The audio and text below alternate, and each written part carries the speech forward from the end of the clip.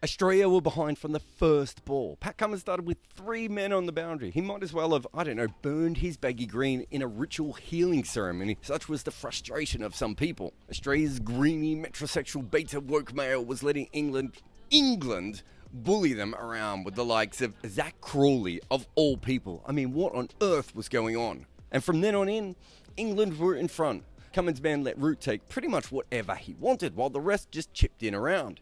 Australia couldn't even end the innings. England decided that they had enough, that they were far enough in front that they could stop on day one. On the second day, England took Australia so seriously that they bowled Harry Brook to Smith at one point, the ultimate Chad move. And when Smith and Marnus never showed up, it was down to Usman Khawaja and, I suppose, his daughter to get Australia to anywhere near parity. But sadly, he fell short. Felled by the medium-paced stylings of Ollie Robinson and sent on his way with a bunch of verbals that definitely hurt Khawaja's feelings and also a lot of the Australian press. The worst lower order since the days of Merv Hughes and Craig McDermott just, slogging it everywhere. But this tale were bounced out by perhaps the slowest attack in world cricket. This was about the same pace that we saw from Ireland at Lords, and the Australian tail were tenderised. Even when Pat Cummins and Nathan Lyon pulled it back in the third innings with the ball, how did it end?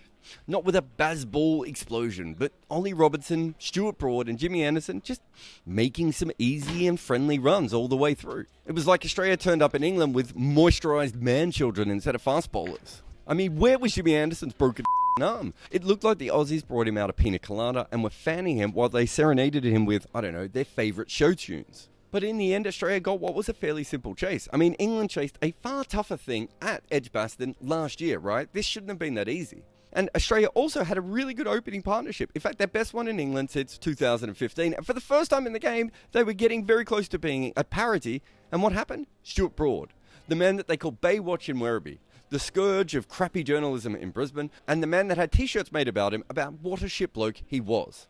And again, he was ruining Australia's day. I mean, how many Ashes should Australia lose to one Nepo baby with a Karate Kid fetish? England didn't even have a full bowling attack. Moeen Ali's finger, fell apart just from texting Ben Stokes that he was going to make a comeback.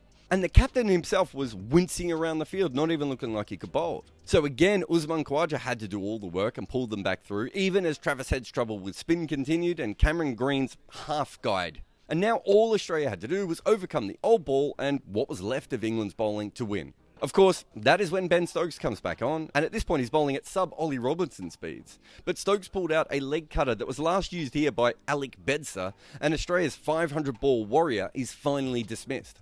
And who's going to come out to save them? Pat Cummins with Alex Carey. And the keeper thought so little of his captain that he started swinging wildly at almost every second ball. And almost none of those shots looked good. Root almost slid one through him at one point, and he missed quite a few others. And all this while Cummins is heaving a pull shot straight up in the air that somehow manages to find grass instead of hands. But somewhere around here, Cummins, who hasn't made a run in, forever, suddenly just takes on Root's miserly fast off spin. He basically just gets into a sweep position every ball and swings his arm through them. In fact, whether it is him or Carey, it becomes ugly. Even England, it becomes dirty cricket. It's a drag on wicket. England are bowling super slow spoiler balls. There are fielders in random spots that no one understands. Stokes' knees are creaking on the way in. Root drops not one, but 2 caught and bowled in a row. And at one stage, Stokes falls over and doesn't actually seem to know how to get up. Cummins takes half a run that is basically 3/4 of a run-out chance. This isn't a test match between two of the best teams in the world. This is 2 3-year-olds fighting over a lollipop. There is hair pulling, biting, and no one can even land a punch. Or, in fact, even knows how to throw a punch at this point. It's sloppy and muddy, and everyone is tired, from the blades of grass on the pitch all the way through to the batters and bowlers who are making odd decisions over and over again. But England are not done though. They don't take the new ball in their ultimate alpha move, and Carey smacks the ball straight back at Root, who drops his 3rd straight caught and bowled until he catches it. And so Australia at this point is out of recognised batting. Now it's just that sorry tale again, and Pat Cummins. Remember, this is the same Pat Cummins who thought so little of his own batting that he demoted himself in the ultimate act of submission. A proper beta move. And it's just him and Nathan Lyon, another bloke who hooked so softly in the first innings that it was almost pointless bouncing him at all. Plus, it's getting a little bit dark, the lights are on, and England are teasing them with new ball avoidance. But Cummins tries to take the power back. And straight away, a bouncer drops him on his ass. Big Daddy Stokes, without functioning knees, is still bossing Cummins.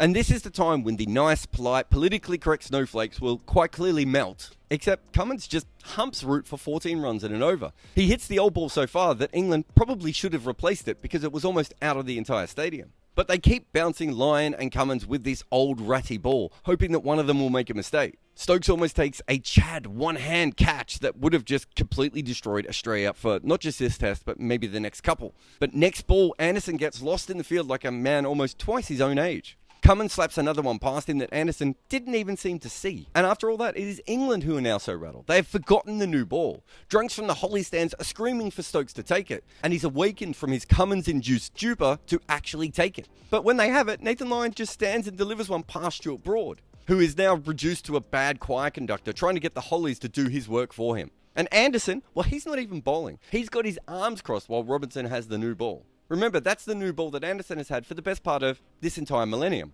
Robinson gets slapped through the covers anyway. England players throw themselves at it from every single angle. Pope can't catch it, and Crawley fumbles it onto the rope. But then Cummins uses his big brain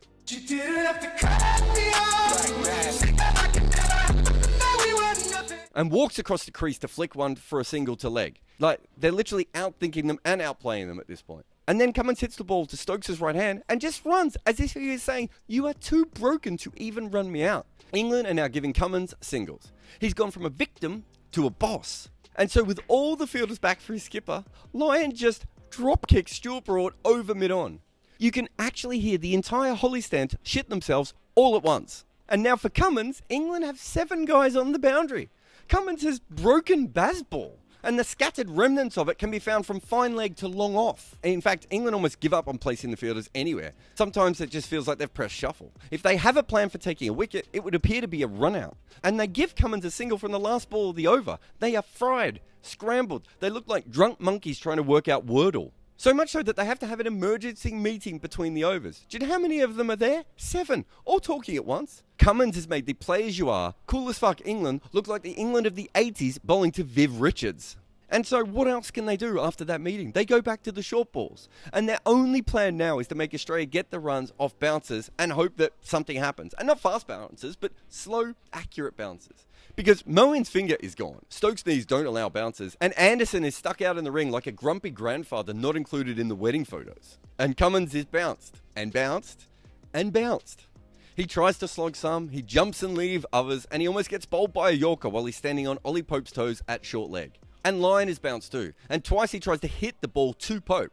But the weird thing is, now it is England who are looking scared. Pope twice flinched and moved away from half chances because he was trying to hide himself when actually the ball was just limping towards him. At the other end, Cummins is taking the ball on his body again. He has no fear at this point. In fact, he's been taking balls on his body all test.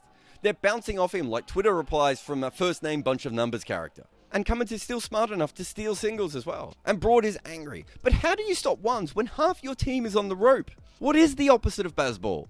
England 2 years ago? But you cannot stop Lyon and Cummins. They are a unified collective of like-minded artists fighting for a cause. And when Pat Cummins squeezes a short ball down to third, there should only be 2 runs. But this England team have been so thoroughly broken by these men that they fumble and allow the winning runs. Australia put on a 9th wicket partnership with a bad tail. Australia put on a more than 50-run partnership for the 9th wicket with a broken tail.